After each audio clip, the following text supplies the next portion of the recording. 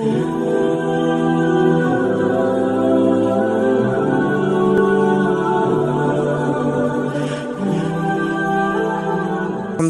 আমরা গত দার্সে আলোচনা করছিলাম দঈফ হাদিস নিয়ে। মোটামুটি আলোচনা শেষ পর্যায়ে আমাদের দঈফ হাদিস নিয়ে আলোচনা হয়েছিল। সহিহ হাদিস আমরা জানতে পেরেছি কাকে বলে, সহিহ হাদিসের শর্ত টর্ত যা কিছু আছে, হুকুম, হাসান হাদিসের হুকুম প্রকারভেদ আমরা জানতে পেরেছি।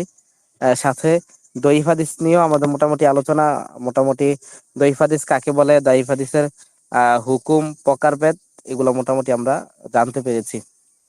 তো যাই হোক, হাদিস আমরা হাদিস গুলো হলো প্রাথমিক পর্যায়ে দুই প্রকার, একটা হলো মাকবুল, একটা হলো মারদুদ। মাকবুল হাদিস যদি বর্ণনা সূত্রের ভিত্তিতে হলো দুই প্রকার, খবরে ওয়াহেদ আর মোতাওয়াতির, অর্থাৎ মোতাওয়াতির আর খবরে ওয়াহেদ। তো এটা হলো মাকবুল একটা প্রকার, আবার খবরে ওয়াহেদ আবার তিন প্রকার: খবরে মাশহুর, খবরে আজিজ, খবরে গরিব। তো মাকবুল হাদিস সনদ বিশুদ্ধ হওয়ার দিক থেকে দুই প্রকার, সহিহ হাসান। তো সহিহ হাসান আমরা জানতে পেরেছি, খবরে ওয়াহেদ, খবরে মুতাওয়াতির, আজিজ, গরিব, এগুলো সম্পর্কে আলহামদুলিল্লাহ আমরা জানতে পেরেছি। ব্যক্তির মর্যাদার ভিত্তিতে হাদিস তিন প্রকার: হাদিসে মারফু, হাদিসে মাওকুফ, হাদিসে মাকতুব। তো এগুলো আমরা মোটামুটি জানতে পেরেছি। তো আমাদের আর মারদুদ হাদিস দুই প্রকার, যেটা আমাদের আংশিক আলোচনা হয়েছিল গত সপ্তাহে দার্সে। মারদুদ হাদিসের প্রথম প্রকার হচ্ছে দয়ীফ, আর দ্বিতীয় প্রকার হচ্ছে মাউদু। তো দয়ীফ হাদিস আমরা জানতে পেরেছি যে দয়ীফ হাদিসের কাকে বলে, যে হাদিসটা সহিহ এবং হাসানের শর্তে উত্তীর্ণ নয়, ওই হাদিসটাকেই দয়ীফ হাদিস বলা হবে। তো এই দয়ীফ হাদিস এর হুকুমও আমরা জানতে পেরেছি। দয়ীফ হাদিস যদি মারাত্মক ধরনের কোনো মুনকার না হয়, মারাত্মক ধরনের দয়ীফ না হয়, তাহলে সেটার উপর আমল করা যাবে। তো মারাত্মক দয়ীফ হাদিস মানে এগুলা কি কি কি কি ধরনের দয়ীফ গুলো মারাত্মক ধরনের হয়? তাহলে সাজ, মুনকার, মাতরুক, এগুলো মারাত্মক ধরনের দয়ীফ। যদি দয়ীফ হাদিস হয়, এই ক্যাটাগরি হয়, যেটা দয়ীফটা সাজ হয়েছে বা মাতরুক হয়েছে বা মুনকার হয়েছে, তাহলে ওই দয়ীফের উপর আমল করা যাবে না। তারপরে আমরা আরো জানতে পেরেছিলাম যে হাদিস, কোন একটা হাদিস যে দাইফ হয়, এর অর্থ এই নয় না যে হাদিসটার উপর আমল করা যাবে না, হাদিসটা বাতিল। দয়ীফ হাদিস হলেই যে হাদিসটা বাতিল হয়ে যাবে, তার উপর আমল করা যাবে না, বিষয়টা এমন নয়। বরং দয়ীফ হাদিসের সমর্থনে যদি কোনো দয়ীফ হাদিস আসে, বা দয়ীফ হাদিসের সমর্থনে যদি কোনো সহি হাদিস আসে, তাহলে ওই দয়ীফ হাদিসটার উপর আমল করা যাবে। তো এতটুকু আলোচনা আমাদের গত দর্সে আলহামদুলিল্লাহ হয়েছে। তো আজকে যেটা আমরা দয়ীফে আলোচনা করব, সেটা হচ্ছে দয়ীফের কিছু প্রকারভেদ। আমরা বলেছিলাম কিছু দয়ীফ হলো মারাত্মক ধরনের দয়ীফ, কিছু হলো নরমাল দয়ীফ। যে মারাত্মক ধরনের দয়ীফ কি কি? মারাত্মক ধরনের দয়ীফ প্রথম হলো সাজ, দ্বিতীয় দ্বিতীয় হলো মুনকার, তৃতীয় হলো মাতরুক। অর্থাৎ মুনকার, মাতরুক, সাজ, এই তিনটে হলো মারাত্মক ধরনের দয়ীফ। আমরা এইভাবে বলতে পারি যে মাতরুক, সাজ এবং মুনকার, এই তিনটা হাদিস হলো দয়ীফের প্রকার, হলো মারাত্মক ধরনের দয়ীফ। তো এই দয়ীফ হাদিস যখন এই দয়ীফের যখন এই তিন প্রকার যদি হয়, তাহলে বোঝা যাবে যে এই দয়ীফের প্রতি আমল করা যাবে না। এখন আমরা মাতরুক কাকে বলা হয়, দয়ীফ যে মাতরুক হাদিস, এটা এটা কাকে বলা হয়, এটা আমরা এখন একটু জানবো, তিনটা সংজ্ঞা একটু জানবো। যে মাতরুক বলা হয় যে হাদিসের বর্ণনাকারীদের মধ্যে মিথ্যার কোনো অভিযোগ থাকে, যে হাদিসের বর্ণনাকারীর মধ্যে মিথ্যার অভিযুক্ত হন, যে হাদিসের বর্ণনাকারী, তাকে বলা হবে মাতরুক। তা যেই হাদিসের বর্ণনাকারী মিথ্যার অভিযোগে অভিযুক্ত হন, তাকে মাতরুক বলা হবে। আর মোট কথা হলো যে একটা হাদিস বর্ণনা করবে, ওই হাদিসের বর্ণনাকারীর মধ্যে যদি মানে মিথ্যার কোনো অভিযোগ থাকে, যে কখনো মিথ্যা কথা বলেছেন, মিথ্যা বানিয়ে বলেছেন, বা রাসূল নামে মিথ্যা বলেছেন, তাহলে ওই ব্যক্তি কর্তৃক হাদিসটা মাতরুক বলে গণ্য হবে। তারপরে এটা হলো মাতরুকটা জানলাম। 2 নম্বর হলো সাজ। সাজ হলো যদি ওই হাদিসকে বলা হবে সাজ হাদিস, এটা নির্ভরযোগ্য আহ রাওয়ির বর্ণিত হাদিস যদি অধিক নির্ভরযোগ্য রাওয়ির বিপরীত হয়, বা নির্ভরযোগ্য মাকবুল রাওয়ির হাদিস অধিক মাকবুল রাওয়ির থেকে যদি বিপরীত হয়, তাহলে এই যে আহ, যে যেই যেই মাকবুল রাওয়ির হাদিসটা বিপরীত হলো, এটাকে সাজ বলা হবে। অধিক মাকবুল রাওয়ির তুলনায় যেই মাকবুল রাওয়ির হাদিসটা বিপরীত হলো, ওই ওই হাদিসটাকে কম মাকবুল রাউল হাদিসটাকে বলা হবে সাজ, এটাকে বলা হবে সাজ। তো আমরা মোটামুটি জানলাম যে মাতরুক কাকে বলা হবে, যে হাদিসের বর্ণনাকারী মিথ্যার অভিযোগে অভিযুক্ত, এমন বর্ণনাকারী হাদিসকে মাতরুক হাদিস বলা হবে। আর সাজ বলা হবে যদি কোনো একজন মাকবুল রাওয়ী হাদিস বর্ণনা করেন আর তার বিপরীতে আরেকজন অধিক মাকবুল রাওয়ী তার বিপরীত হাদিস বর্ণনা করেন, তাহলে এই যে কম মাকবুল যিনি ওনার থেকে ওনার হাদিসটা সাজ বলে গণ্য হবে। আর তারপর হলো মুনকার, মুনকারটাও মারাত্মক ধরনের দয়ীফ। মুনকার বলা হবে মানে দয়ীফ রাওয়ী কর্তৃক কোনো হাদিস বর্ণনা করেছেন দয়ীফ রাওয়ী, আর মাকবুল রাওয়ীর হাদিসটা হলো তার বিপরীত। অর্থাৎ মাকবুল রাওয়ীর বিপরীত কোনো হাদিস যদি দয়ীফ রাওয়ী বর্ণনা করেন, তাহলে দয়ীফ রাওয়ীর হাদিসটাকে মুনকার বলা হবে। দয়ীফ রাওয়ীর হাদিসটাকে মুনকার বলা হবে। মাকবুল রাওয়ীর বিপরীত যদি দয়ীফ রাওয়ী কোনো হাদিস বর্ণনা করেন, তাহলে ওই দয়ীফ রাওয়ীর হাদিসটাকে মুনকার বলা হবে। তো মোটামুটি আমরা তিনটার ব্যাপারে জানতে পারলাম যে মাতরুক বলা হবে যদি কোনো হাদিসের যে বর্ণনাকারীর মিথ্যার অভিযোগ অভিযুক্ত হন, তাহলে ওই হাদিসটাকে মাতরুক বলা হবে। সাজ বলা হবে মানে মাকবুল রাওয়ীর হাদিস যদি অধিক মাকবুল রাওয়ীর হাদিস থেকে বিপরীত হয়, তাহলে এই যে কম মাকবুল রাওয়ী যেটা আছে, যেটা মাকবুল, যেটা অধিক মাকবুল রাওয়ীর বিপরীতে যে হাদিসটা হলো, ওই বিপরীত হাদিসটাকে বলা হবে সাজ। আর মুনকার বলা হবে কোন দয়ীফ রাওয়ীর হাদিস যদি কোন মাকবুল রাওয়ীর হাদিসের বিপরীত হয়, তাহলে দয়ীফ রাওয়ীর হাদিসটাকে মুনকার বলা হবে। তো মোটামুটি আমরা মারাত্মক ধরনের যে তিনটা দয়ীফ আছে, যেই দয়ীফ হলে আমল ক্ষেত্র হাদিসটা গ্রহণযোগ্য হবে না, এই তিনটা প্রকার আমরা জানতে পারলাম আলহামদুলিল্লাহ।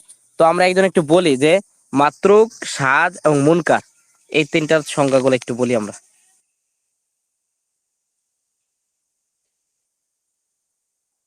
যে একজন একটু সাহস করে বলি, ভুল হলে বলে দেওয়া হবে, কোনো সমস্যা নাই।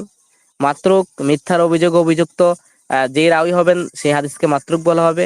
সাজ বলা হবে যদি মাকবুল রাওয়ী হাদিস বর্ণনা করেন অধিক মাকবুল রাওয়ীর বিপরীত, তাহলে এই মাকবুল রাওয়ীর প্রথম মাকবুল রাওয়ীর হাদিসটা অধিক মাকবুল রাওয়ীর বিপরীত হওয়ার কারণে এই হাদিসটাকে সাজ বলা হবে।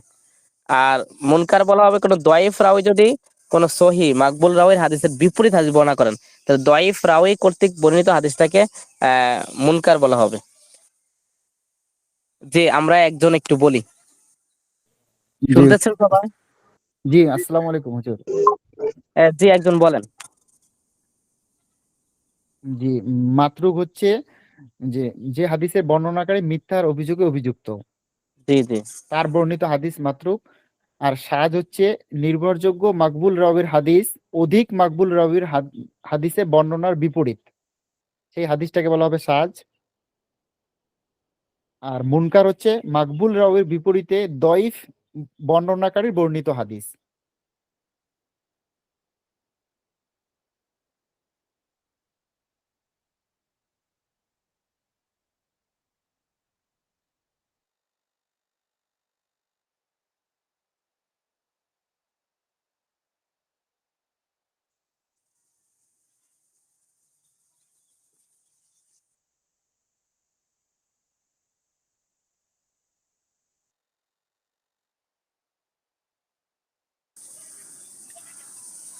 আসসালামু আলাইকুম।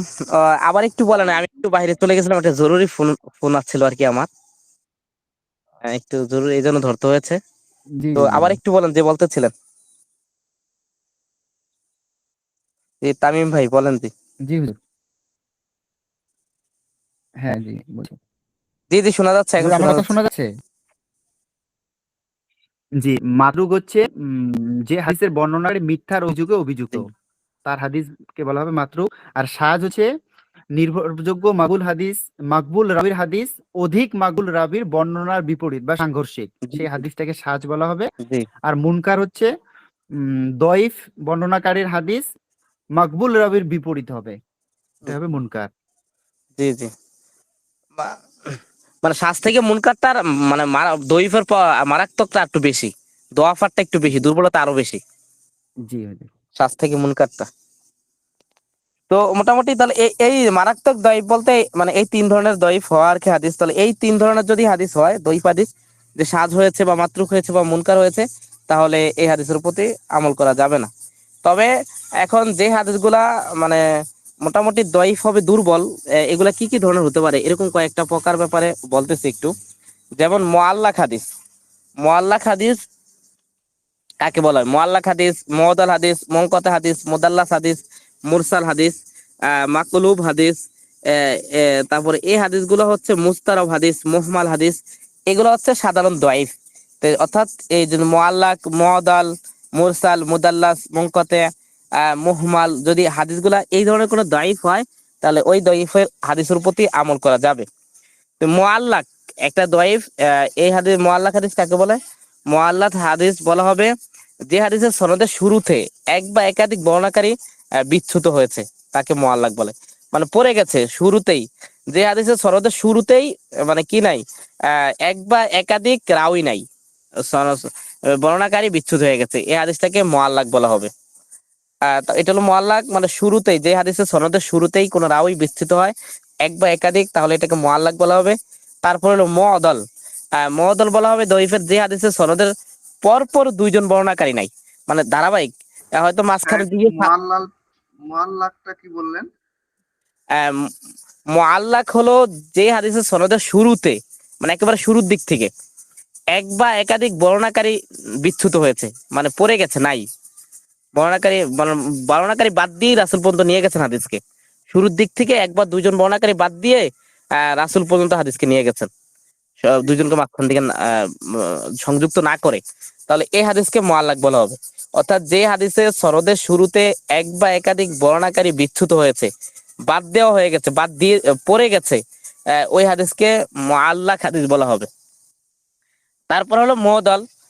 মুআদাল হাদিস হচ্ছে যে হাদিসের সনদের পর পর দুইজন, মানে প্রথমটা বলা হচ্ছে শুরুতে এক বা একাধিক, আর দ্বিতীয়টা হলো পর পর, অর্থাৎ মাঝখান দিয়ে লাগাতার দুইজন চলে গেল, বা শেষের দিক থেকে লাগাতার দুইজন চলে গেল, বা শুরুর দিক থেকে লাগাতার দুইজন রাউই নাই হয়ে গেল, বাদ দিয়ে দেওয়া হলো, বা রাউয়ের সনদ ছাড়াই হাদিসকে বর্ণনা করা হলো, মানে পর পর দুইজন রাউই যদি বিচ্যুত হয়, তাহলে ওই হাদিসকে মুআদাল বলা হবে।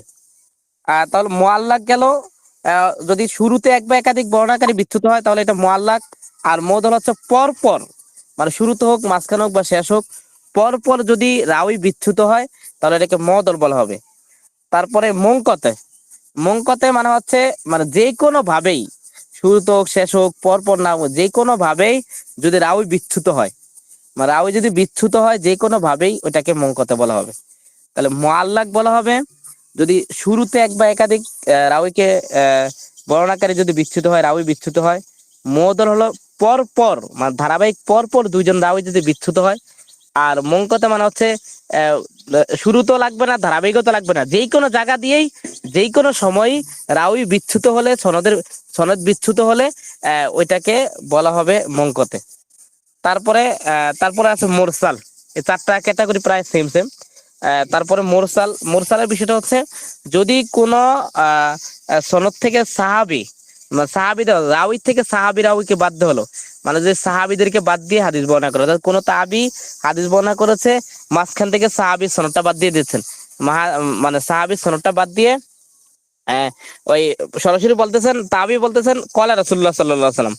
অর্থাৎ একটা হাদিস যদি আবু হুরায়রা রাদিয়াল্লাহু তাআলা বর্ণনা করেন, তার একজন তাবি যদি হাদিস বর্ণনা করেন, ওই তাবি কি করলেন, যে আবু হুরায়রা রাদিয়াল্লাহু তাআলা সনদটা মাঝখান দিয়ে বাদ দিয়ে উনি সরাসরি বলে দিলেন কলা রাসূলুল্লাহ সাল্লাল্লাহু আলাইহি ওয়াসাল্লাম। এই হাদিসকে মুরসাল বলা হবে। তো মোটামুটি আমরা এই যে এখানে কয়টা প্রকার আছে, মোটামুটি চারটা প্রকারের ক্যাটাগরি প্রায় সেম, একটু 19-20 দেখা যায়।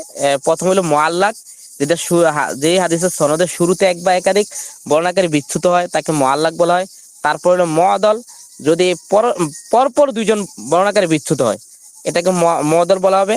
আর মুনকাতি মানে হচ্ছে যে কোনো ভাবেই যদি হাদিসের সনদ বিচ্যুত হয়, এটা মুনকাতি বলা হবে। অর্থাৎ মুনকাতির দিক থেকে মুআল্লাকটাও এক হিসাবে মুনকাতি, যেহেতু এটা সনদ বিচ্যুত হয়েছে। মুআদালটাও মুনকাতি, মুরসালটাও কিন্তু এক দৃষ্টিকোণ থেকে মুনকাতি, যেহেতু সনদ বিচ্যুত হয়েছে। অর্থাৎ মুনকাতি মানে যেই কোনো দিক থেকে যদি যেই কোনো ভাবে সনদ যদি বিচ্যুত হয়, তাহলে এই হাদিসকে হাদিসে মুনকাতি বলা হবে। আর মুরসাল হলো যে সাহাবী বিচ্যুত হয়, হাদিস থেকে সাহাবী বিচ্যুত হয়, তাহলে ওই হাদিসকে মুরসাল বলা হবে। তো মোটামুটি এই চারটা প্রকার, আমরা চারটার ক্যাটাগরি প্রায় সেম, এই চারটা আমরা জানতে পারলাম। তা আমরা একজন একটু বলি এই চারটা ইয়াকে। প্রথম হলো মুআল্লাক, যে হাদিসের সনদের শুরুতে এক বা একাধিক বর্ণনাকারী বিচ্যুত হয়েছে তাকে মুআল্লাক, তারপর হলো মুআদল, সনদের পরপর দুইজন বর্ণনাকারী যদি নাই বিচ্যুত হয় তাহলে মুআদল, আর মুনকাতে মানে যেই কোনো ভাবে সনদ বিচ্যুত হইলেই সেটা মুনকাতে, আর মুরসাল মানে হচ্ছে যে সাহাবী বিচ্যুত হয়, যদি সনদ থেকে সাহাবী বিচ্যুত হয় তাহলে এটাকে মুরসাল বলা হবে। এই চারটা প্রকার একটু বলি আমরা ইনশাআল্লাহ একদম।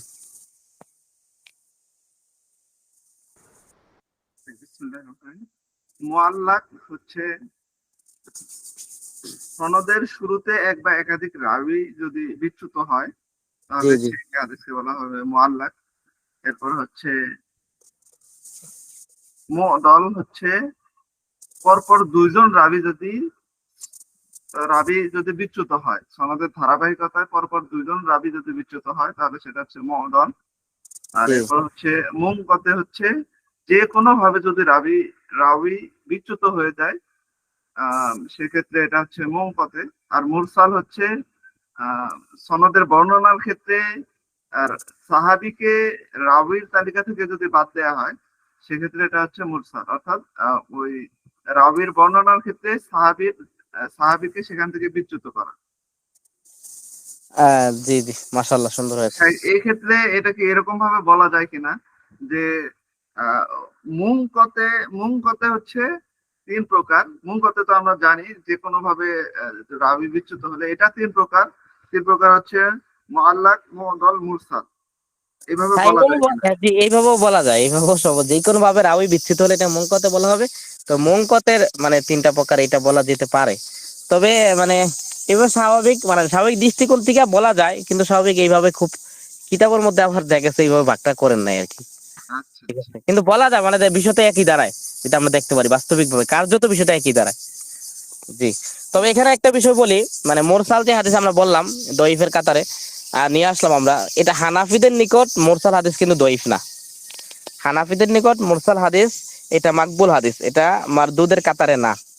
এই জন্য মানে এখানে যেটা বলা হয়েছে মানে সব মাযহাবকে মানে স্বাভাবিক সামনে এনে সামগ্রিকভাবে বলা হয়েছে।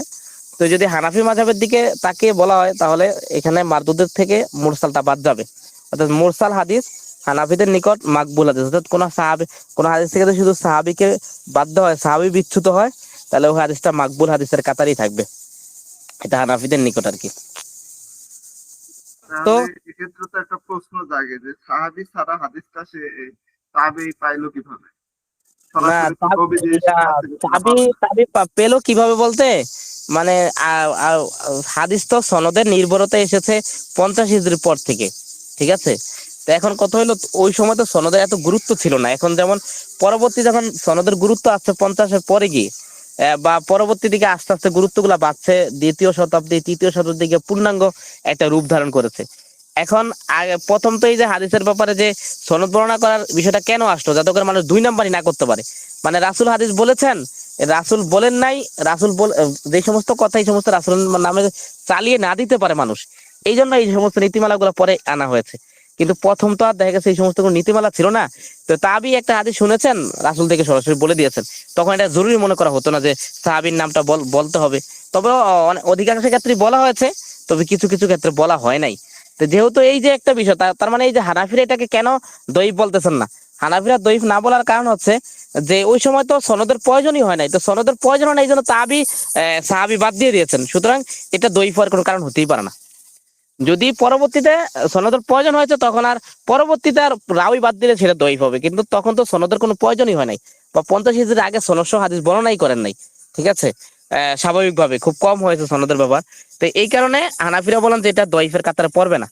আর সনদের ওই যে তাবি তো জানতেন যে, হয়তো জানতেন যে ওই সাহাবী বলেছেন, কিন্তু তখন নামটা বলা জরুরি মনে করেন নাই, সাহাবীকে বাদ দিয়ে তাবি জানতেন উনি নিজেই যে ওই সাহাবী থেকে হাদিসটা আমি শুনেছি বা গ্রহণ করেছি, কিন্তু রাসূলের নাম সরাসরি বলে দিতেন যে কল রাসূলুল্লাহ সাল্লাল্লাহু আলাইহি ওয়াসাল্লাম।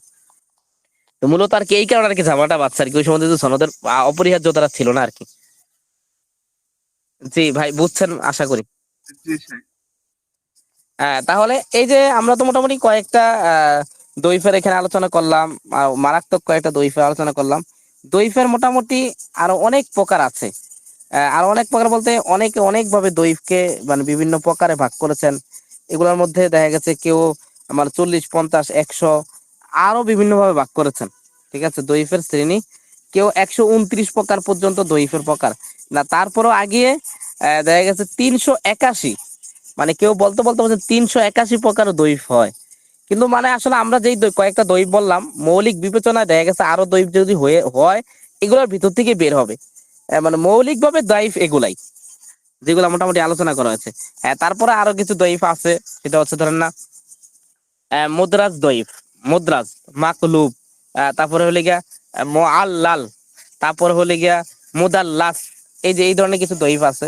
তো এগুলো আরো কয়েকটা দইফ টুকটাক একটু টাচ দিই ইনশাল্লাহ, আজকে দইফের আলোচনা শেষ করে দিব।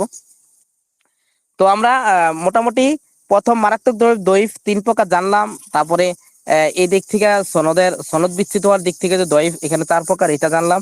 তারপর আরো কিছু দইফ আছে, সেটা হচ্ছে মুদরাজ, একটা দইফের প্রকার।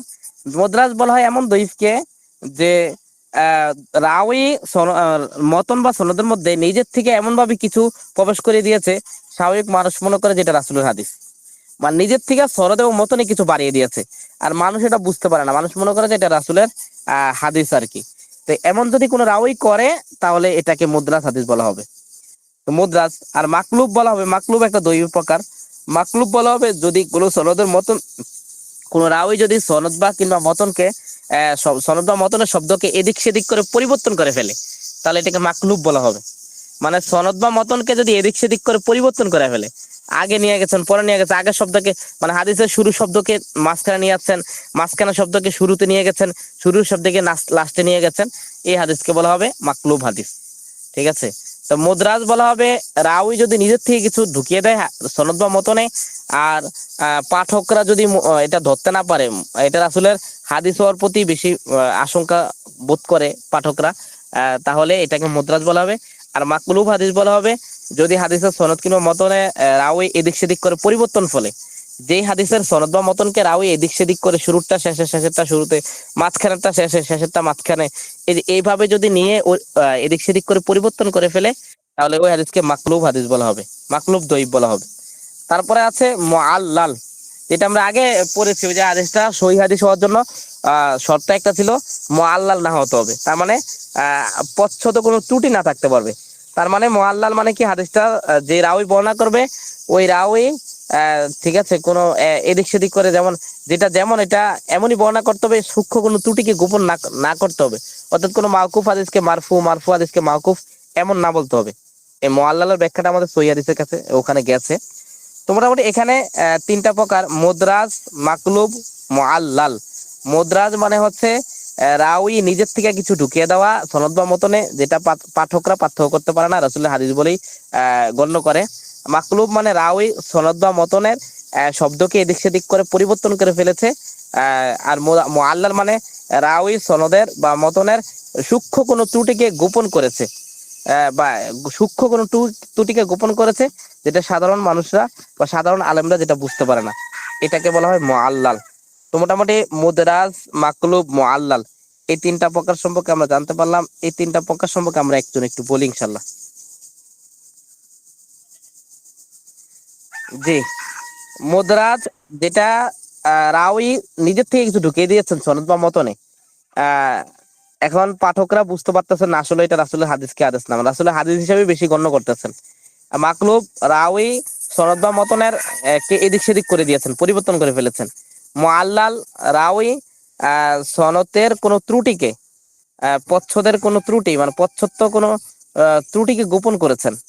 আর যদি ত্রুটিকে গোপন, সনদ বা মতনের কোনো ত্রুটিকে গোপন করেছে, যদি গোপন করে থাকে, তাহলে ওই হাদিসকে মুআল্লাল হাদিস বলা হবে। আমরা একজন একটু বলি 3টা প্রকার।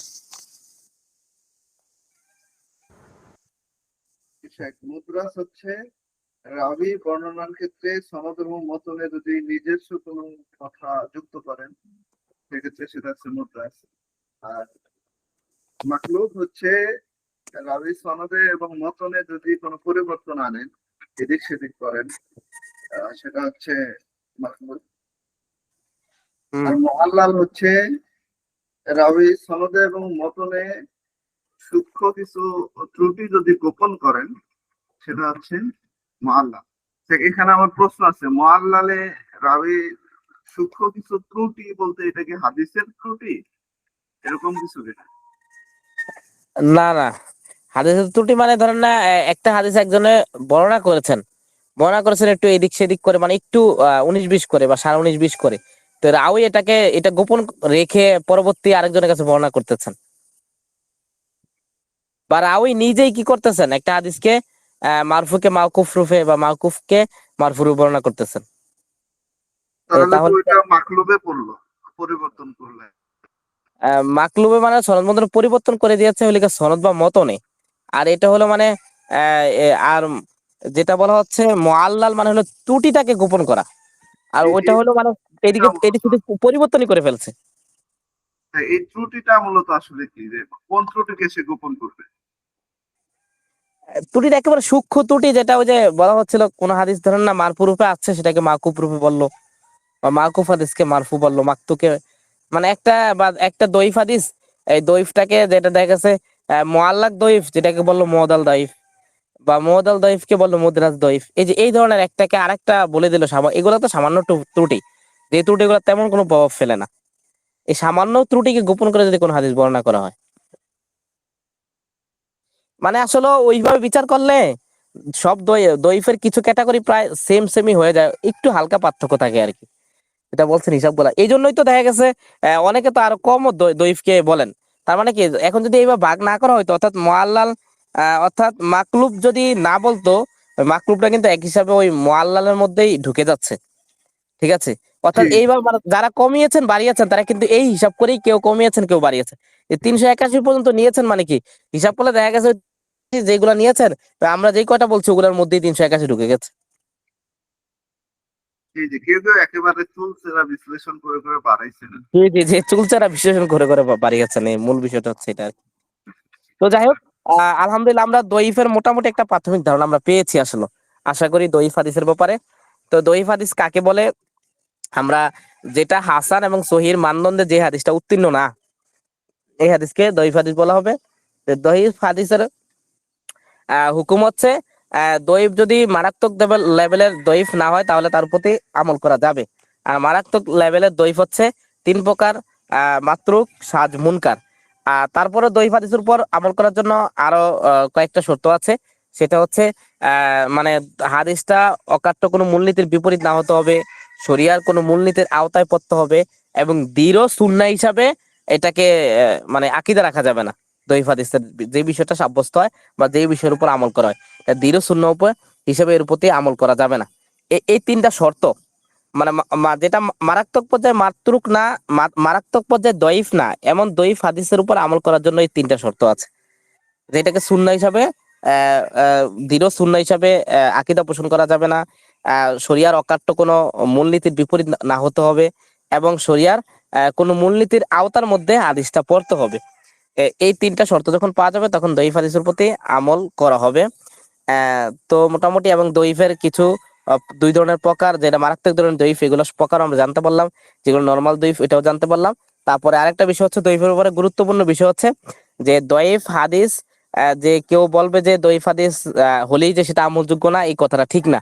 কারণ দইফ হাদিস যদি দইফের আরেকটা দইফ হাদিস তার সমর্থনে আসে, বা আরেকটা সহিহ হাদিস আসে, তখন ওই দইফ হাদিসটা হাসান লি গাইরি হয়ে যায়। তখন তো এটা আমলযোগ্য হয়, সেটা দিয়ে প্রমাণও পেশ করা যায়। ঠিক আছে, যেই দইফটা হাসান হয়, বা যে দইফটা মোতালাক কবুল হয়, যুগ যুগ ধরে যেই দইফের উপর ফকিহ উলামায়ে কেরাম আমল করে আসতেছেন, দলিল হিসেবে পেশ করে আসতেছেন, ওই দইফ ও মোতালাক কবুল হয়ে যায়, সেটা হাসানের পর্যায়ে চলে যায়। তো ওই দইফের উপর আমলও করা যাবে, ওই দইফ দিয়ে দলিলও দেওয়া যাবে। সুতরাং হাদিস দইফ হলেই যে তার উপর সেটা প্রত্যাখ্যাত, সেটা বাতিল, এই ধারণাটা সঠিক নয়। তো মোটামুটি দইফের উপর আমরা মৌলিক একটা ধারণা আলহামদুলিল্লাহ পেয়েছি আশা করি। তো এখন আমরা মারদুদ হাদিস 2 প্রকার জেনেছি, একটা হলো দইফ, একটা হলো আহ আরেকটা হলো মাউদু। তো মাউজু হাদিস আর কি। তো দইফটা তো আমরা মোটামুটি জানলাম। তো মাউজুটাও আজকে ইনশাল্লাহ আমরা আজকের দর্শে সংক্ষিপ্তভাবে শেষ করার চেষ্টা করব। আর আগামী 10 থেকে ইনশাল্লাহ আমাদের মূল হাদিসের পাঠদান ইনশাল্লাহ শুরু হয়ে যাবে। এখানে একটা বিষয় বলে রাখি, যে আসলে দইফ হাদিসের ব্যাপারে যে বলা হলো যে 3টা শর্তে হাদিস, দইফ হাদিসের প্রতি আমল করা যাবে, যে তার মধ্যে একটা শর্ত ছিল যে দৃঢ় সুন্নাহ হিসাবে সেটাকে মানে আকীদা পোষণ করা যাবে না। যে দইফ হাদিসের প্রতি যে আমলটা সাব্যস্ত হবে, ওই আমলটা দৃঢ়ভাবে সুন্নাহ এটা মানে আকীদা পোষণ করা যাবে না। দেখেন মানে আসলে আমাদের সালাফরা মূলনীতিগুলা কত কঠিন ভাবে বলে গেছেন, এটা একটা বোঝা যায় এই মূলনীতির প্রণয়নের মাধ্যমে। অথচ দেখেন আজকে আমাদের সমাজে আমরা কি করতেছি, যেখানে বলা হচ্ছে দয়ীফ হাদিসকে দৃঢ় সুন্নাহ হিসেবে পালন করা যাবে না, সেখানে আজকে আমরা নবী সাল্লাল্লাহু আলাইহি ওয়াসাল্লামের যে সুন্নাহ আমল আছে সেগুলাকে বাদ দিয়ে এখন মানে কেমন জানি কার্যত অন্য নবীর সুন্নাহকে বাদ দিয়ে কার্যত অন্য কিছুকে সুন্নাহ বানিয়ে ফেলছি, যেটা আসলে দয়ীফ হাদিস দ্বারা প্রমাণিত না। আমাদের আকাবিদের আমল, অবশ্যই যদি আকাবিদের আমল শরিয়াত সাংঘর্ষিক না হয়, আকাবিদের আমলগুলা তাদের স্ব জায়গায় ঠিক আছে বলা হবে। কিন্তু কোনো আকাবিরের আমল যদি মানে শরিয়ার সাংঘর্ষিক হয়, তাহলে ওই আকাবিরদের আমলগুলা পালন করা যাবে না। আকাবিদের আমল পালন করার মধ্যে দুইটা মূলনীতি, এটা খেয়াল রাখবো আমরা। আকাবিদের আমলগুলার উপর আমল করার জন্য, আকাবিদের আমলগুলা পালন করার জন্য মূলনীতি দুইটা। একটা হলো শরিয়ার সাথে সাংঘর্ষিক বানানো যাবে না, আরেকটা হলো শরিয়ার কোনো সুন্নাহকে বাদ দিয়ে আকাবিদের আমল করা যাবে না। একটা হলো আকাবিদের আমলটা শরিয়ার সাথে সাংঘর্ষিক না হতে হবে আকাবিদের আমলের উপর আমল করার জন্য। দুই নাম্বার হচ্ছে আকাবিদের আমলটাকে শরিয়ার কোনো সুস্পষ্ট সুন্নাহকে বাদ দিয়ে, নবী সাল্লাল্লাহু আলাইহি ওয়াসাল্লাম থেকে প্রমাণিত কোনো সুন্নাহকে বাদ দিয়ে আকাবিদের কোনো আমল করা যাবে না। এখন দেখেন যেখানে দয়ীফ হাদিসকে দয়ীফ হাদিসের উপর আমল করার জন্য শর্ত হচ্ছে অকাট্যভাবে সেটা সুন্নাহ হিসাবে আকীদা রাখা যাবে না, সেখানে যদি আমরা এমন করি যে নবী সাল্লাল্লাহু আলাইহি ওয়াসাল্লাম থেকে যে সহিহ হাদিস দ্বারা প্রমাণিত যে আমলগুলো আছে এই আমলগুলাকে বাদ দিয়ে আকাবিরদের আমলের দোহাই দিয়ে আমরা আকাবিরদের আমলগুলা করা শুরু করি, তাহলে দেখেন আমাদের আকাবিরা যদি থাকতেন, মানে আমাদের সালাফরা যদি থাকতেন আর যদি আমাদের এই অবস্থাগুলো দেখতেন, আমাদেরকে একেবারে বেরোলবি না, আমাদেরকে মুশরিকি বলা শুরু করে দিতেন। আমরা আজকে একেবারে কি করতেছি, ব্যাপক ভাবে নবী সাল্লাল্লাহু আলাইহি ওয়াসাল্লাম সুন্নাহকে বাদ দিয়ে আকাবিদের আমল করতেছি। যেমন উদাহরণস্বরূপ নবী 5 ওয়াক্ত সালাতের পরে নবী সাল্লাল্লাহু আলাইহি ওয়াসাল্লাম কর্তৃক সুন্নাহ বর্ণিত আছে, দোয়ায়ে মাসউরাগুলা বর্ণিত আছে। এখন আমরা সেই অকাট্য সুন্নাহ যেটা প্রত্যেক কিতাবে আছে, বুখারী বলেন তিরমিজি বলেন যত হাদিসের কিতাব আছে, যত প্রত্যেক হাদিস কিতাবের মধ্যে আছে যে নবী সাল্লাল্লাহু আলাইহি ওয়াসাল্লাম নামাজের পরে কি করেছেন, তো নবী সাল্লাল্লাহু আলাইহি ওয়াসাল্লাম নামাজের পরের আমলগুলা আমরা সেই একেবারে মোতাওয়াতের পর্যায়ে মানে আমলগুলাকে, নামাজের পরে সুন্নতের আমলগুলা এগুলো মোতাওয়াতের পর্যায়ে, আমালান মোতাওয়াতের গুলা আমরা পিছনে পড়ে আসছি, আমলের মাধ্যমে মোতাওয়াতের হয়। তো নামাজের পরে যেই সুন্নত আমলগুলা এটা আমলের মাধ্যমে মোতাওয়াতের, এই আমলগুলাকে বাদ দিয়ে আমরা এখন আফসোসের বিষয় হচ্ছে বিভিন্ন মাদ্রাসার মধ্যে, এমনকি কওমি মাদ্রাসার মধ্যেও ওই খতমে খাজে গান, এই খতমে এই সেই বক্কচক্কর নামাজের পরে নাবি বর্ণিত সুন্নাহকে বাদ দিয়ে আকাবিদের আমলের দোহাই দিয়ে এই আকাবিদের আমলগুলো করা হচ্ছে। মানে এই যে বিভিন্ন খতমে খাজে গান, খতমে এই গান, খতমে সেই গান, তো এগুলা সুস্পষ্ট, মানে এগুলা যদি বিদআত নাও বলা হয় তারপর নবীর আমলের প্রতি দৃষ্টতা দেখানো হচ্ছে এগুলোর প্রতি। তো যেই আমল করার কারণে নবী সাল্লাল্লাহু আলাইহি ওয়াসাল্লামের আমলের প্রতি দৃষ্টতা দেখানো হয়, সেই আমল কখনোই শরিয়ায় গ্রহণযোগ্য হতে পারে না, সেই আমল কখনোই শরিয়ায় গ্রহণযোগ্য হতে পারে না। এটা আমাদের ভালোভাবে খেয়াল রাখতে হবে। যেই আমল করার কারণে নবী সাল্লাল্লাহু আমলের প্রতি দৃষ্টতা দেখানো জরুরি হয়ে পড়ে, সেই আমল কখনোই শরিয়ায় গ্রহণযোগ্য হতে পারে না। তো মৌলিক কথা হচ্ছে আকাবিদের আমল, বড়দের আমল, বুজুর্গদের আমল, পীর সাহেবদের আমল তখনই গ্রহণযোগ্য হবে যখন ওই পীর সাহেবদের আমলটা শরিয়ার সাথে সাংঘর্ষিক না হবে। তখনই পীর সাহেবদের আমলটা গ্রহণযোগ্য হবে যখন ওই পীর সাহেবের আমল করতে গিয়ে নবীর আমলকে বাদ দেওয়া লাজম না আসে। যদি কোনো পীর সাহেবের আমল করতে গিয়ে কোন আকাবিদের আমল করতে গিয়ে নবী সাল্লাল্লাহু আলাইহি ওয়াসাল্লাম বর্ণিত মোতাওয়াতের কোন সুন্নাহকে বা এমনি কোন সুন্নতকে বাদ দিয়ে দিতে হয়, তাহলে ওই আমলটা প্রত্যাখ্যাত হবে, এটা গুনাহ হবে। এটা করলে বিদআত তো হবেই, বিদআতের সাথে সাথে এমনিও গুনাহ হবে। তো মোট কথা আমরা মূলনীতিটা খেয়াল রাখবো যে আকাবিদের, বড়দের, পীর সাহেবদের, বুজুর্গদের, আলেমদের আমল আমরা করতে হলে প্রথম দেখতে হবে শরিয়া সাংঘর্ষিক কিনা, যদি শরিয়া সাংঘর্ষিক হয় তাহলে আমরা করবো না। দ্বিতীয়ত দেখতে হবে সেই আকাবিদের, বড়দের, বুজুর্গদের আমল করতে গেলে নবী সাল্লামের প্রতি, নবী সাল্লামের অকাট্য কোনো সুন্নাহকে বাদ দেওয়া লাজম আসে কিনা, অপরিহার্য হয়ে পড়ে কিনা। যদি নবী সাল্লাল্লাহু অপরিহার্য কোনো সুন্নাহকে বাদ দেওয়া অপরিহার্য হয়ে পড়ে তাহলে নবী সাল্লাল্লাহু আলাইহি ওয়াসাল্লামের ওই আকাবিদের, বড়দের, বুজুর্গদের, আলেমদের আমলকে বাদ দিয়ে দিতে হবে। আমি আশা করি সবাই বুঝছেন বিষয়টা। তাহলে একজন একটু বলেন যে আকাবিদের, বড়দের, আলেমদের, পীর সাহেবদের, বুজুর্গদের যে এটা বর্তমানে ব্যাপকভাবে বাংলাদেশে মানে সুফিয়ানা কেন্দ্রিক মতবাদ আমাদের দেশের মধ্যে মানে কি হয়ে গেছে, এটা মানে ব্যাপকভাবে ছেয়ে গেছে। মানে সুফিয়ানা একটা মতবাদ, কোরআন সুন্নাহ বিপরীত চলে গেল, আকাবিদের আমল, পীর সাহেবদের আমল, বুজুর্গদের আমল, আলেমদের আমল দেখে ওই কোরআন হাদিসের আমলকে আমরা বাদ দিয়ে দিই। এই জন্য এখান থেকে আমাদের সরে আসতে হবে। এই সরে আসতে হলে আমরা যে মূলনীতিটাকে তাকিয়ে সরে আসতে পারবো সহজে, সেটা হচ্ছে আমরা তাকাবো যে আকাবিদের আমল করতে গিয়ে আমরা প্রথমে দেখবো যেটা শরীয়তের সাংঘর্ষিক হয়নি, শরীয়তের সাথে যে সাংঘর্ষিক হয় আমরা বাদ দিয়ে দিব। বা দেখবো আকাবিদের আমল করতে গিয়ে যদি নবী সাল্লামের কোনো অকাট্য সুন্নাহকে কি করতে হয়, অকাট্য সুন্নাহর প্রতি দৃষ্টতা প্রদর্শন করা হয়, বাদ দিয়ে দেওয়া জরুরি অপরিহার্য হয়ে পড়ে, তাহলে আকাবিদের আমলকে আমরা বাদ দিয়ে দিব, এটা গুনাহ হবে করলে। তো আকাবিদের আমল করার যে মূলনীতি, এটা একজন বলি ইনশাআল্লাহ তাআলা।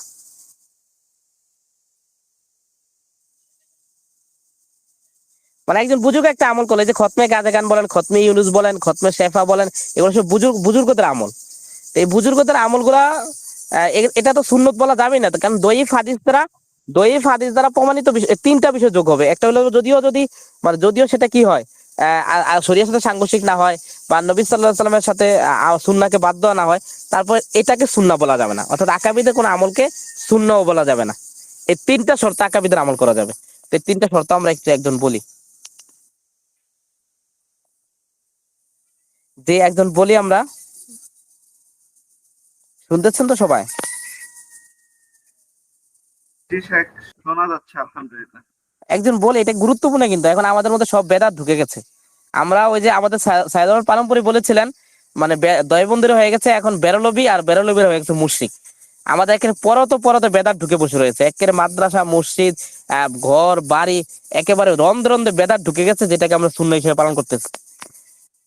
আর কত বড় মারাত্মক আকাবিরদের ফলো করার বিষয়টা যখন আমরা বলি যে আসলে আহ সুন্নাহর পরিপন্থী যে কাজগুলো আকাবিররা করবে, আমরা সেই ক্ষেত্রে তাদের কখনো অনুসরণ করব না। এখন যখন এই বিষয়গুলো বলা হয়, তখন তাদের আহ, ছাত্ররা তখন বলে যে ওই উম্মুকের তুলনায় কি আপনি বেশি বুঝেন? তখন উত্তরটা এরকম হয় যে মানে সবারই এরকমই উত্তর দেওয়া উচিত যে আপনার ওই আকাবির কি সাহাবীদের তুলনায় বা নবী আলাইহিস সালাতু ওয়াস সালাম, নবী করিম সাল্লাল্লাহু আলাইহি সাল্লামের তুলনায় বেশি বুঝেন? কারণ জি জি সাহাবীরা যে আমলটা করেন নাই, আপনার ওই আকাবির ওই আমলটা করতেছেন। তার মানে কি আমরা সাহাবীদের অনুসরণ করা বাদ দিয়ে রাসূলের সুন্নাহ যেখানে আছে ওটা পেতে রেখে আকাবিরদের সুন্নাহ অনুসরণ করতে গিয়ে তাদেরকে আমরা পিছিয়ে রাখতেছি। তো জি বিষয়টা এরকম আর কি। জি জি। মানে নিরাপদ কারা, মানে কুরুনে সালাসার হাদিস দ্বারা প্রমাণিত নিরাপদ কারা, আমাদের মাপকাঠি কারা হবে?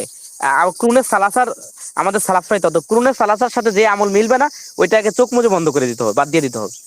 মূল কথা মানে আমলের ক্ষেত্রে কুরুনে সালাসার সাথে যে আমল মিলবে না আমাদের, ওই আমলটা চোখ বন্ধ করে বাদ দিয়ে দিতে হবে। যদি কুরুনে সালাসাটা সম্ভব হয়, কুরুনে সালাসা যদি সম্ভবপর কোনো আমলকে ছেড়ে যেটা সম্ভব ছিল ওই যুগে, তাহলে আর এই যুগে তারপরেও করেন নাই, তাহলে এই আমলটা বাদ দিয়ে দিতে হবে।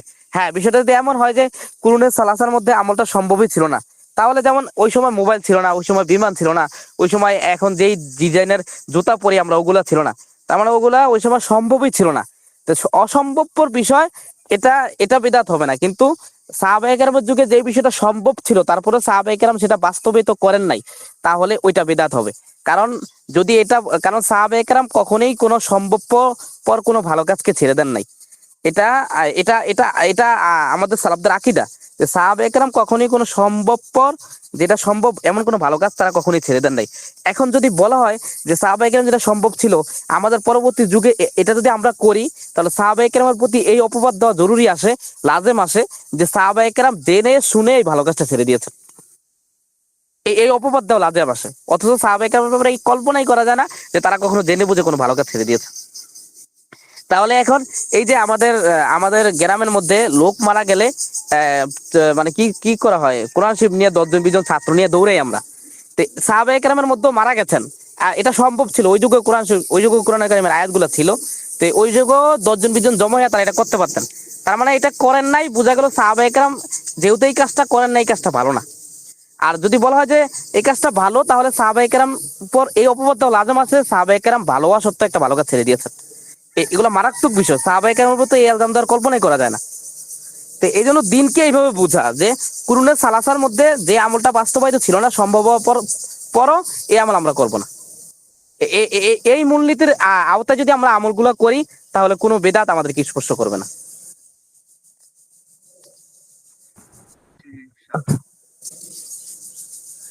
জি, ওই এখন ওই যে 3টা শর্ত, মানে আকাবিদের আমল করার জন্য শর্ত 3টা, এটা একজন বলি।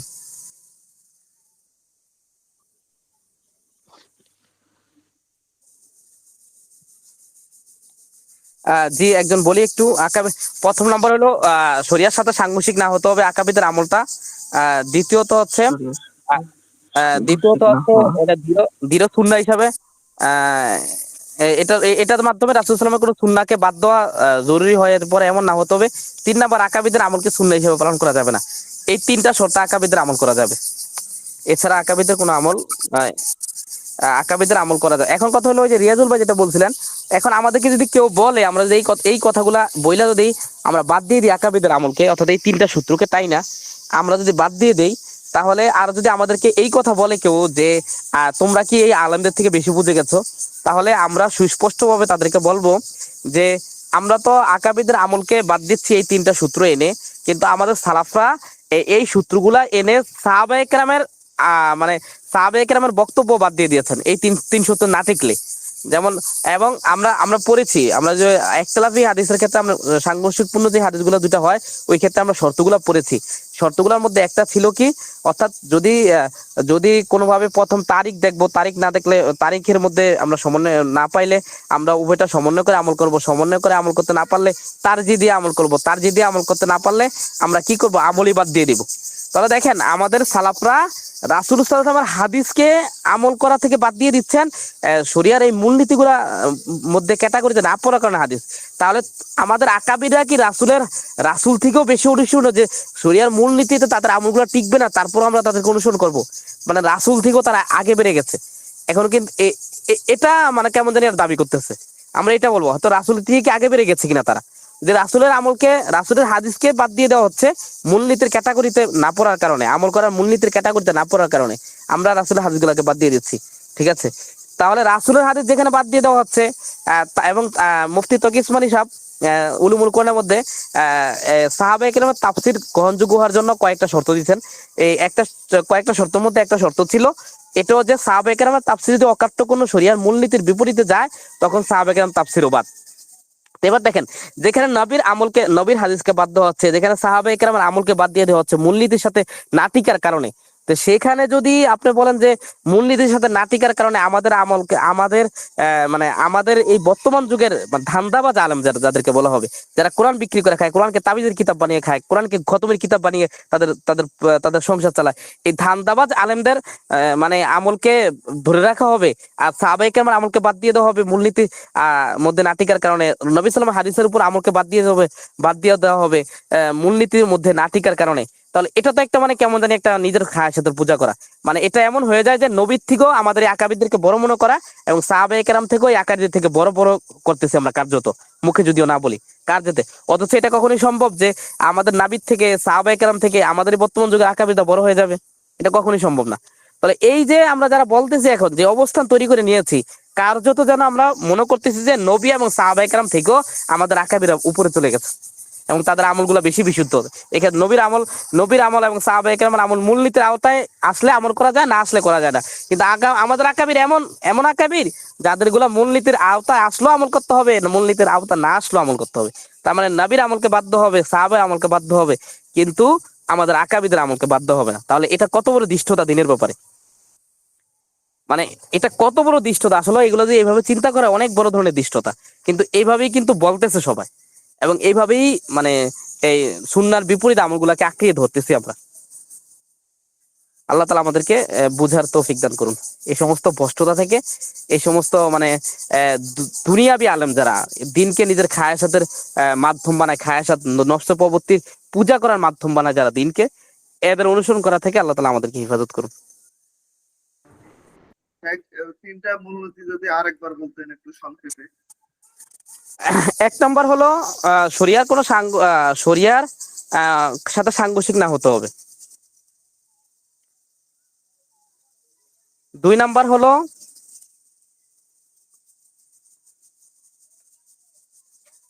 2 নাম্বার হলো রাসূল সাল্লামের অকাট্য কোনো সুন্নাহ আহ বাদ না পড়তে হবে ওটার আমল করতে গিয়ে। রাসূল সাল্লামের অকাট্য কোনো সুন্নাহ বাদ না পড়তে হবে আকাবিদের আমল করতে গিয়ে।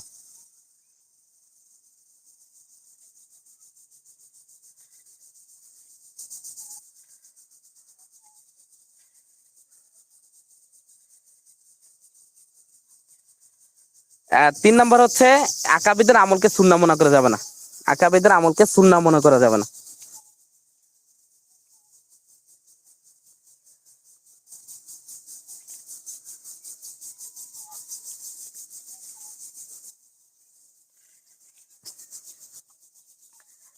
জি, মোটামুটি তো মোটামুটি ক্লিয়ার হয়েছে।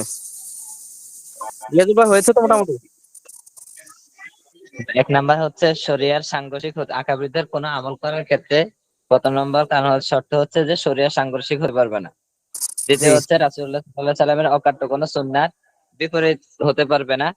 আর না তৃতীয়ত বাদ হচ্ছে বাদ যে হ্যাঁ, কোনো অকাট্য সুন্নাহ বাদ করে জি অকাট্য সুন্নাহ বাদ পড়ে যায় এমন না হতে হবে। আর জি 3 নাম্বার হচ্ছে দৃঢ় সুন্নাহ হিসাবে সেটাকে গ্রহণ করা যাবে না। হ্যাঁ হ্যাঁ জি, এই 3টা শর্ত। তাহলে এখন এই যে ধরেন না আমরা যেগুলো করি, মানে আমরা তো ধরেন না ওই যে স্বাভাবিক জানাজার সামনে নিয়ে মুনাজাত করা এটাকে বিদআত মনে করি, কিন্তু ওই যে দাফন করার পরে কবরের পাশে দাঁড়িয়ে মুনাজাত করা এটাকে বিদআত মনে করি না। অথচ সাহাবায়ে কেরাম থেকে আমল প্রমাণিত নয়। কোন সাহাবা লাশ দাফন করার পরে সবাইকে একসাথে নিয়ে মুনাজাত করেছেন, এটা প্রমাণিত না, এটা সুন্নাহ না, এটা বিদআত। হ্যাঁ, হাদিসের মধ্যে ইস্তেগফারের কথা এসেছে, সেটা একা একা একা একা করতে হবে। এক্ষেত্রে আরেকটা মূলনীতি একটু সবাই খেয়াল রাখবেন। আরেকটা মূলনীতি হচ্ছে, মানে কোন একটা হাদিসের মানে যদি অস্পষ্ট থাকে, ওই হাদিসটা অস্পষ্টতা আসলে কিভাবে আমি নিজে গ্রহণ করব বা আপনি উম্মাহ কিভাবে গ্রহণ করবে, এই গ্রহণ করার ধরনটা নিবে সাহাবায়ে কেরামের আমল থেকে। অর্থাৎ ইস্তেগফারের কথা এসেছে, কেউ মারা গেলে তাকে ইস্তেগফারের কথা এসেছে, মানে ইস্তেগফার করব কিভাবে, ধরনটা কিভাবে, এই ধরনটা আমি নিব সাহাবায়ে কেরামের আমল থেকে। এটা একটা মূলনীতি মানে হাদিসের প্রতি আমল করার ক্ষেত্রে। অর্থাৎ কোনো হাদিসের প্রতি যদি অস্পষ্ট কোনো বিষয় থাকে, একটু সামান্য আমি বুঝতে পারি না, তাহলে ওই হাদিসের প্রতি আমল করব কিভাবে আমি।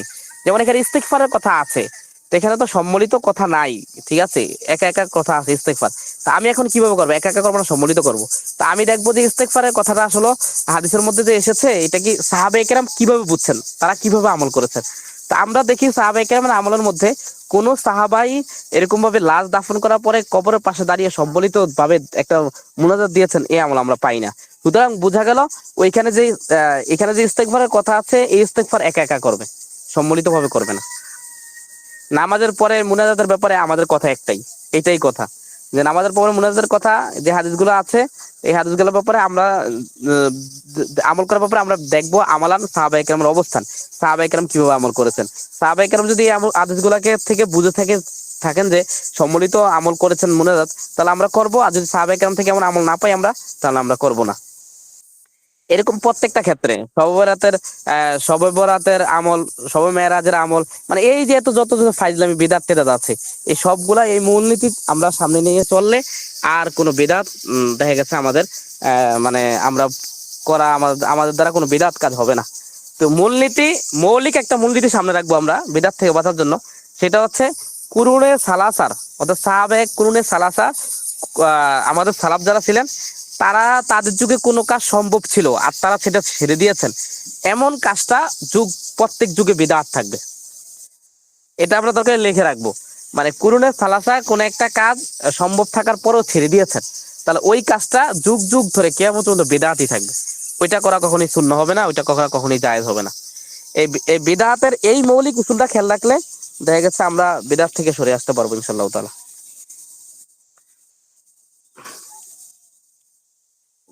জি, একজন বলেন তো বিদআতের মৌলিক একটা মূলনীতি যেটা বললাম এখন। বিষয় এটা বিদআতের মূলনীতি না, আকাবিরদের আমল গ্রহণ করার মূলনীতি তিনটি। একটি হচ্ছে শরিয়ার আমলের সাথে তাদের আমল যেন সাংঘর্ষিক না হয়। 2 নাম্বার হচ্ছে রাসূল আরবি সাল্লাল্লাহু আলাইহি সাল্লামের অকাট্য বিধান বাদ না, সুন্নাহর কোনো অকাট্য বিধান যেন বাদ না পড়ে। আর 3 জি নম্বরে হচ্ছে আকাবিরদের আমলকে সুন্নাহ হিসেবে গ্রহণ করা যাবে না। সুন্নাহ মনে করা যাবে না। এখন জি সাহেব জি আমার 2 নাম্বার নিয়ে একটা প্রশ্ন আছে, যে জি জি বলেন। রাসূলের সুন্নাহর অকাট্য বিধান বাদ যদি না পড়ে, মানে তারা একটা আমল করতেছেন ঠিকই, আকাবিরদের একটা আমল এরকম আছে যেটা রাসূলের সুন্নাহ আছে ঠিকই, তার সাথে নিজেরাও কিছু যুক্ত করছেন, যে আমলটা আমরা সাহাবীদের থেকে পাই না আর কি। এই যুক্ত করা আমলও গ্রহণযোগ্য, অনুসরণীয় হবে কিনা? না, এটা তো ওই যে বেদাতের মূলনীতির মধ্যে বলা হলো যে যদি সাহাবায়ে কেরামের যুগে যদি যুক্ত করা সম্ভব থেকে থাকে, তারপরে তারা জি করেন নাই, তাহলে আর পরবর্তী যুগে গ্রহণযোগ্য হবে না যুক্ত করা। আর যদি সাহাবায়ে কেরামের যুগে ওই বিষয়টা সম্ভব ছিল না মনে করা হয় বা অবস্থা যদি বোঝা যায়, তাহলে পরবর্তী যুক্ত করা যদি শরিয়া সাংঘর্ষিক না হয় তাহলে সেটা গ্রহণ করা হবে। জি জি। তাহলে বেদাতের মৌলিক মূলনীতি হচ্ছে কোন কাজটা বেদাত কোনটা সুন্নাহ, এটা এই মূলনীতিটা বলেন। এটা হচ্ছে খায়রুল কুরুনের আহ, কোনো কাজ করা সম্ভব কিন্তু তারা করেননি, তাদের পক্ষে করা সম্ভব ছিল কিন্তু তারা করেননি, এরূপ কাজ, আহ এরূপ কাজ যদি আমরা করি সেটা হবে বিদআত। জি জি, এটা কিয়ামত পর্যন্ত বিদাত থাকবে, কিয়ামত কেমন? পর্যন্ত বিদাত থাকবে। জি জি। তো মোটামুটি তো 4:30 বেজে গেছে। আমি চাচ্ছিলাম তো আজকে মজুটা শেষ করে দিতে, শেষ তো আর মনে হয় সম্ভব হবে না। কয় মিনিট সময় নেওয়া যায়? আজান কয়টায় আপনাদের এদিকে? আমাদের এদিকে 30-এ আজান, 45-এ জামাত। ও না, তাহলে তার সময় নেওয়া যায় না আর কি। তাহলে প্রশ্নোত্তর পর্বতে চলে যাই আর কি আমরা। আমি রিয়াজুল ভাই, কথা কি বেশি স্পষ্ট হয়ে যায়? অন্যান্য ওস্তাদরা কিভাবে কথা বলেন, মানে একেবারে কি মানে জি মানে স্যার, ঠিক আছে আলহামদুলিল্লাহ এখন। কিন্তু এই শুরুর দিকে একটু মানে দ্রুত হয়ে যাচ্ছিল, দেখা যায় যে নোটও করা যায় নাই, মানে নিজেরও বুঝতে একটু সমস্যা, আবার নোট না করতে পারলে তো এটা আসলে থাকে না না, আমরা। এটা আরেকটা বিষয় হচ্ছে, মানে এই যে মানে মানহাজগত দিক, মানে এই যে মাসলা মাসের গুলো বলা বা মূলনীতি গুলো বলা, এগুলো এই বেশি মানে স্পষ্ট করে বলা হচ্ছে না, মানুষ নিতে পারতেছে কিনা আমাদের ছাত্ররা, জি জি জি, আমার মনে হয় সে এটা স্পষ্ট ভাবে আসতেছে। মানে এটা নিতে পারতেছে কিনা, মানে আবার অনেকে বলতেছে বাড়াবাড়ি হচ্ছে, ওস্তাদ বেশি বাড়াবাড়ি করে ফেলতেছেন। না, এরকম তো কিছু শুনিনি এখনো, এখন তো কোনো উস্তাদের কাছ থেকে, কোনো ছাত্রদের কাছ থেকে। ও, না আসলে আমি একটু কড়া ভাবে বলতেছি এই কারণেই। আসলে এই মানে যেটা বেদাত হিসেবে প্রতিষ্ঠিত হয়ে গেছে, মানে দেখেন কড়া ভাবে আর সহজ ভাবে বলার একটা মৌলিক, এটা একটা উসুল, মৌলিক মূলনীতি খেয়াল রাখেন, এটা লিখে রাখতে পারেন সবাই, যে আপনি একজন মানুষকে কোন একটা বিষয়ে তাকে কখন বুঝাবেন কখন শাসাবেন, এটা সবাইকে বুঝাইলেও হবে না, সবাইকে শাসাইলেও হবে না। মানে একজন মানুষকে আপনি শাসাবেন কখন, যখন বুঝাবেন কখন, যখন তার মধ্যে আহ শুভহাত আছে, মানে সে সন্দেহের না বুঝার কারণে সে বুঝতেছে না, না বুঝার মানে শুভহাত সন্দেহের কারণে সে বুঝতেছে না, তখন ওই ব্যক্তিকে বুঝানো হবে। আর যদি ব্যক্তি সন্দেহের কারণে না বুঝার কারণে বুঝে না এমন না, বরং তার খায়েশাতের কারণে বুঝে না, নফসে প্রবৃত্তির অনুসরণের কারণে বুঝে না, তখন এই ব্যক্তিকে সারা জিন্দেগি ভরে ওয়াজ মাহফিল নসিহত করে কোনো লাভ হবে না। তাকে হলো শাসাতে হবে, তাকে কড়া ভাষায় বলতে হবে, এটাকে বলে নগ্ধ, এটা তানকিদ তাকে করতে হবে, তাকে কঠোর ভাষা প্রয়োগ করতে হবে। তাকে আপনি যতই বুঝান এটা লাভ হবে না। অর্থাৎ বুঝানো হবে যে বুঝে না তাকে, আর যে বুঝেও মানতে চায় না তাকে বুঝিয়ে কোনো লাভ নাই। এখন তাকে আমাদের শাসানো হবে। যে আমাদের সমাজের অবস্থা হচ্ছে, আমাদের সমাজের মানুষ বুঝে না এই কারণে না, আমাদের সমাজ হলো বুঝতেছে, কিন্তু আমাদের সমাজের মানুষগুলা বুঝেও নফসে খায়সাতের অনুসরণ করে ইসলামকে মানতেছে না। তো তাদেরকে এখন তেমন বুঝিয়ে টুঝিয়ে কোনো লাভ নাই। তাদেরকে একটু কঠোরতার সাথে অবস্থান না নিলে দেখা গেছে তারা ওই সঠিক বিষয়টা নিবে না।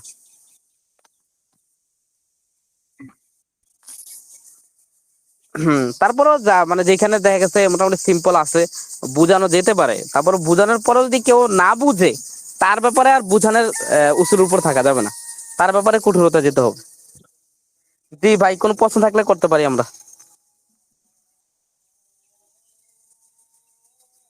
তাহলে এটা কিন্তু একটা মৌলিক মূলনীতি রিয়াজুল ভাই, মানে কাকে বোঝানো হবে, কাকে একটু কঠোরতার সাথে বলা হবে, মানে যে না বুঝার কারণে বুঝতেছে না তাকে বোঝানো হবে, আর যে আসলে নফসে প্রবৃত্তির অনুসরণের কারণ বুঝতেছে কিন্তু নিজের স্বার্থে মানতেছে না, ঠিক আছে, নিজের স্বার্থের অনুকূল না হওয়ার কারণে মানতেছে না, তো তাকে আর বোঝানো হবে না, তাকে শাসানো হবে।